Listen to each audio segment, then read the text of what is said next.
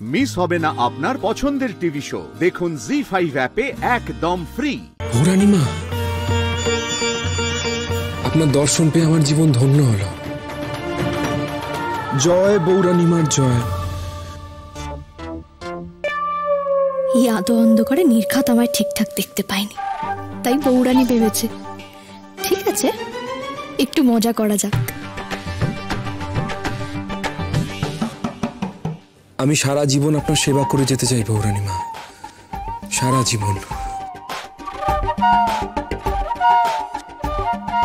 তথাস্তু, তাই যেন হয়।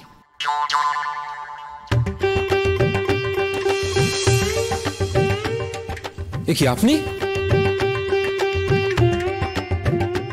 আপনি একদম বাড়াবাড়ি করবেন না। আপনি পৌরাণিমাকে নিয়ে ইয়ার্কি মারছেন?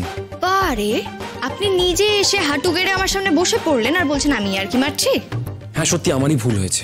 কোথায় কি করতে হয় বলতে হয় সে সেন্স তো আপনার নেই।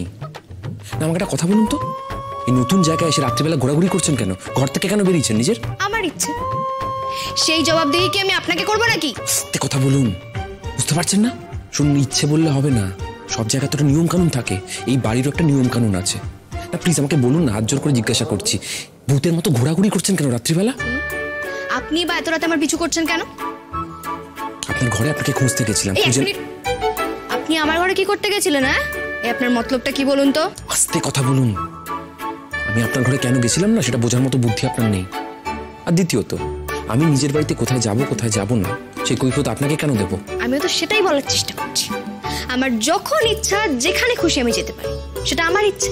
আমি আপনাকে কৈফিয়ত দিতে যাবো কেন? আস্তে কথা বলুন, বুঝতে পারছেন না বাড়িতে বড়রা ঘুমোচ্ছে? এটা বোঝার মতো বুদ্ধি তো আপনার নেই।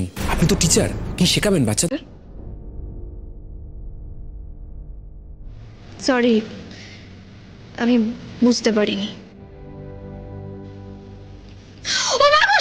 সাপ? সাপ মানে কি? কোথায় সাপ? কি বলছেন? সাপ না তো বাড়ির লোকেদের ডাকতে হবে। আপনি শিওর দেখেছেন সাপ আছে এখানে? কি হলো এটা? আপনি মজা করছেন আমার সাথে? আস্তে কথা বলুন। তখন থেকে আমি আপনাকে একটা কথা বলছি, আপনি বুঝতে পারছেন না? আপনার সামান্য বোধটুকু নেই নাকি? বাড়িতে এখন সবাই ঘুমাচ্ছে, তাই না?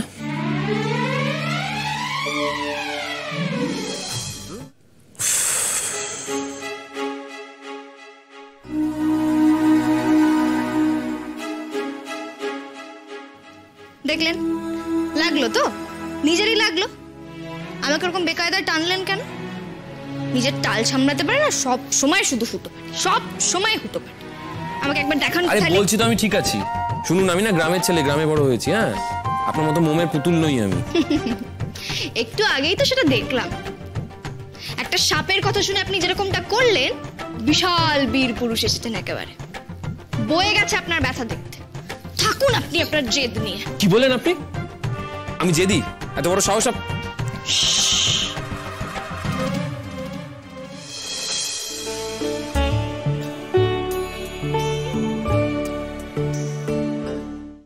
জি5 ডাউনলোড করুন আর সব এপিসোড দেখুন একদম ফ্রি।